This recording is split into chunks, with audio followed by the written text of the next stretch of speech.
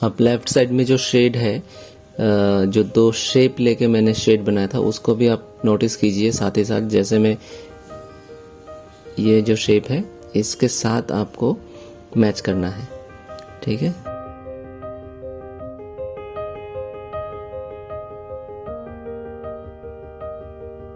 आप लोगों को ये समझना पड़ेगा कि टॉर्सो जो बनता है वो किस किस शेप से बनता है।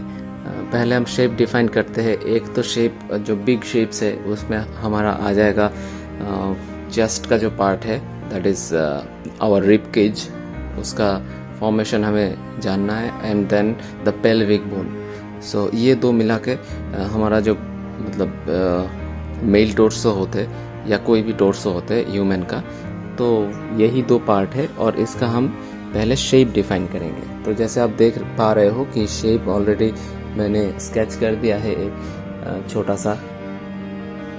The line of action is little bit of bending. ये बेंड इसलिए है क्योंकि मैं ये भी साथ में आपको बताना चाह रहा हूँ कि जब लाइन ऑफ एक्शन के अकॉर्डिंगली कैसे मसल हमारा एक्ट करता है। तो जैसे यहाँ पे आप देखिए कि बहुत ही हल्के हाथ से मैं ड्राइंग कर रहा हूँ एंड डिफाइन कर रहा हूँ अलग अलग पोर्शन जो अटैच्ड है हमारे रिब केज के साथ। तो जैसे एब्स है, एब्स में ये नेवल पार्ट है और उसके नीचे वाला पोर्शन है।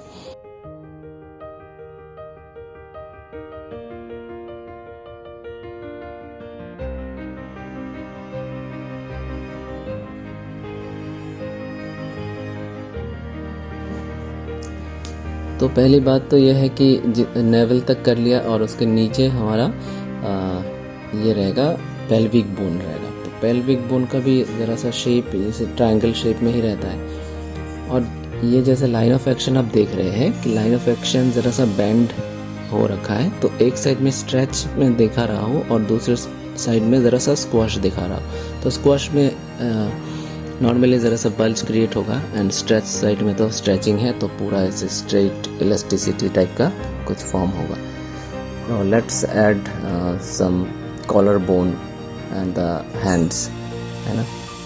तो जैसे यहाँ पे कॉलर बोन हमने ऐड कर दिया और ये रिब केज का बीच वाला पोर्शन है, and then we can divide the chest part into 2 parts. आप लोगों को बड़ा ही ध्यान से ये सब समझना है। जितना भी आप एनाटॉमी स्टडी करेंगे, देखेंगे, उतना ही आपको सीखने को मिलेगा, ठीक है।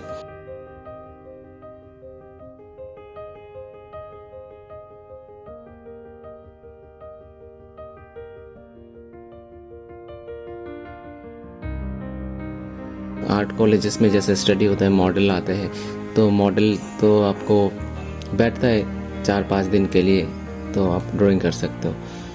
अदरवाइज़ आप क्या कर सकते हो कि आपके आपस में जो दोस्त लोग हैं तो उनसे आप कभी आपने मॉडल दे दिया, कभी दूसरे जो आपके फ्रेंड है उसने मॉडल दे दिया और आप स्टडी कर सकते हो। अदरवाइज़ अगर ये पॉसिबल नहीं है तो आप डिफरेंट फ़ोटोग्राफ्स की यूज़ कर सकते हो, है ना। तो बहुत सारे आपको मॉडल स्टडी के लिए गूगल करेंगे तो आपको फ़ोटोग्राफ्स भी मिल जाएंगे, तो फ़ोटोग्राफ से आप सीख सकते हो। तो लेकिन आप ये ध्यान रखना कि फ़ोटोग्राफ्स 2D में है, लेकिन आपको सोचना जो है ना वो 3D में आप सोचिए चीज़ को और समझिए फॉर्म एंड शेप को, तब उसके बाद आप ड्राइंग करेंगे तो अच्छा ड्राइंग बनेगा। उसमें वॉल्यूम ऐड होगा और उसमें वेट भी आएगा। तो चलिए कंटिन्यू करते हैं। हमारे जो चेस्ट के पार्ट होते हैं वहाँ पे कुछ मसल यहाँ पे अटैच रहता है हमारे जो रिब केज होते हैं वहाँ पे। तो ये आप ध्यान से देखेंगे, ये बॉडी बिल्डर्स के जो फोटो है, जैसे रॉक हो गए और काफ़ी सारे अच्छे अच्छे बॉडी बिल्डर्स हैं, तो WWE में आपको दिखेगा, तो उनका भी आप देखना फ़ोटो से आप लोगों को ये रिब केज और ये सब मसल का अच्छा स्टडी आपको मिल जाएगा। तो चलिए एक बार फिर से कुछ एक टेक्निकल चीज़ों पे बात करते हैं। लाइटिंग जैसे आएगा तो ये जो सरफेस है, सरफेस के ऊपर जब लाइट आता है तो कैसे रिएक्ट करेगा। और सपोज़ ये दो मैंने शेप लिया है और ज़रा सा बेंड किया हुआ है, and this is the navel. So अब अगर हम इसको ज़रा सा शेडिंग करते हैं तो कैसा रहेगा। तो बहुत ही ध्यान से आपको समझना पड़ेगा लाइट एंड शेड, और हैचिंग टेक्निक भी इसमें शामिल है, बट ये सब धीरे धीरे आप लोग भी सीखेंगे। तो मैं आपको जस्ट बता रहा हूँ कि ग्रे टोन में अगर आपको वॉल्यूमेट्रिक काम करना है तो कैसे चलेगा, वो कैसे होगा। तो if I go with the shape and then I do a form, तो वो कैसा रहेगा। तो ये इस फॉर्म में अगर लाइट ऊपर से आए तो देखिए ये एक साइड में तो डेफिनेटली लाइट आएगा, एंड एक साइड में आपका डार्क होगा।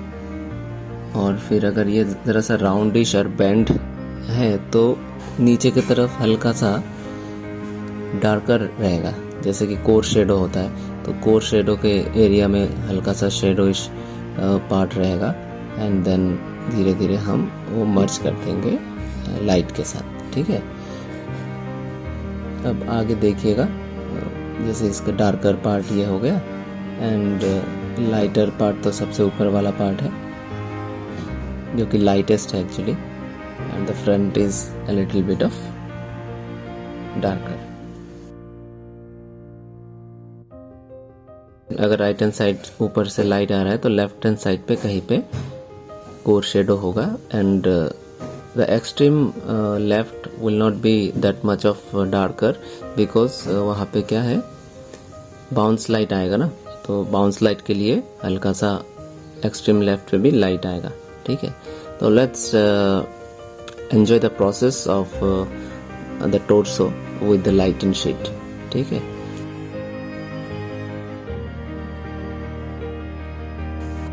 फिर से हम एक बार रिब केज ड्राइंग करेंगे, एंड देन डिवाइड करेंगे हल्का सा चेस्ट, और चेस्ट के जो बोन का स्ट्रक्चर है नीचे आएंगे, नेवल पार्ट डिसाइड करेंगे,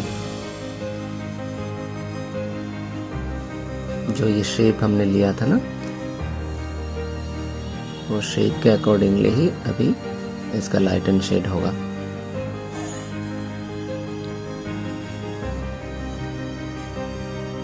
और पेंसिल देखिए बहुत ही हल्का, एकदम बहुत हल्के हाथ से आपको पेंसिल पकड़ना है, एंड उसमें आपको रोटेट करना है पेपर के ऊपर। इतना हल्का होना चाहिए कि पेपर को भी पता ना चले कि पेंसिल चल रहा है। ठीक है, तो आप हमेशा यही कोशिश कीजिए और बहुत हल्के हाथ से ड्राइंग कीजिए। और जब आपका ड्राइंग एक बार फाइनल हो जाए तब जहाँ जहाँ पे डेप्थ की ज़रूरत है वहाँ पे आप डेप्थ डालिए, वहाँ पे आप डार्क कीजिए, तो उसमें कोई दिक्कत नहीं है। But your rough sketch should be very light and very prominent also at the same time, कि कौन सा लाइन सही है और कौन सा गलत है वो भी आपको समझना पड़ेगा। तो दिस आर द डेल्ट्रॉइड, बाइसेप जा रहा है नीचे, ट्राइसेप, यहाँ पे भी हम डेल्ट्रॉइड ऐड करेंगे एंड बाइसेप चला जाएगा दूर।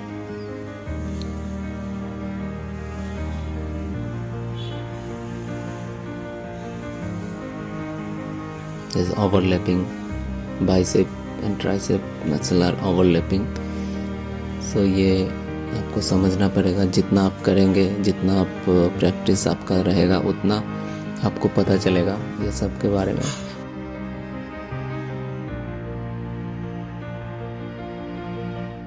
एंड बेसिकली ये बहुत ही ज़रूरी है जो लोग सुपर हीरो ड्राइंग में बहुत इंटरेस्टेड है। तो अगर आपको सुपर हीरो ड्राइंग सीखना है तो मैं तो रिकमेंड करूँगा कि ज़्यादा से ज़्यादा ह्यूमन एनाटॉमी स्टडी करें। ठीक है ना, तो जितना एनाटॉमी आप स्टडी करेंगे उतना ही अच्छा आप सुपर हीरो का कैरेक्टर जो है वो बना पाएंगे। और उसमें ना एग्जेजरेट भी कर सकते हैं, ताकि मसल को देखना आप कि बहुत सारे एग्जेजरेशन होता है, बहुत ओवर पावर करते हैं कुछ कुछ जगह को जब सुपर हीरो ड्राइंग होते हैं ना।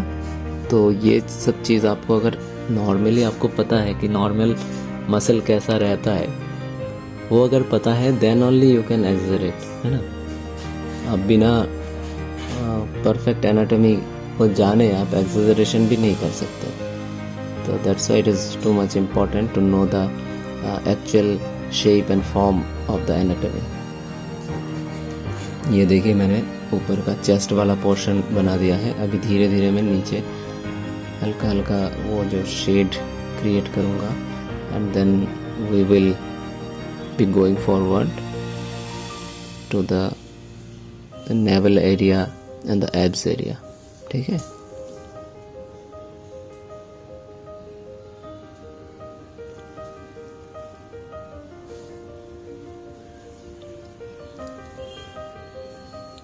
अब लेफ्ट साइड में जो शेड है, जो दो शेप लेके मैंने शेड बनाया था उसको भी आप नोटिस कीजिए साथ ही साथ। जैसे मैं ये जो शेप है इसके साथ आपको मैच करना है।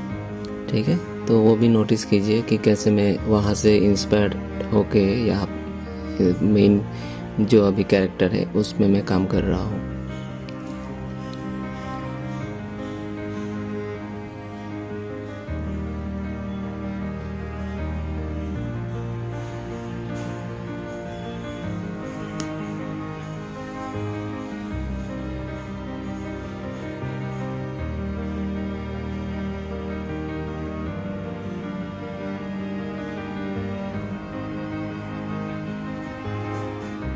ये अंडर द चेस्ट कुछ मसल रहता है।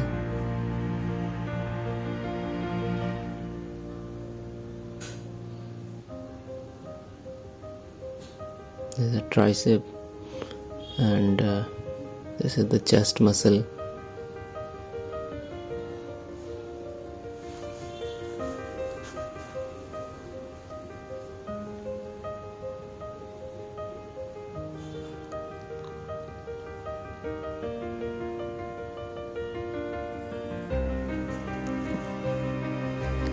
ये वीडियो मैंने रियल टाइम रखा है ताकि आप लोगों को भी समझने में इजी हो। मैं इसको बिल्कुल ही फास्ट फॉरवर्ड नहीं किया। उसमें जो स्ट्रोक्स है वो आपको फिर समझने में दिक्कत ना हो, इसलिए मैंने इसको रियल टाइम ही रखा है। तो आप लोग जैसे जैसे मैं स्ट्रोक्स दे रहा हूँ, जैसे जैसे मैं अप्लाई कर रहा हूँ अपना स्ट्रोक्स, आप भी वैसे ही करने की कोशिश कीजिए। ठीक है,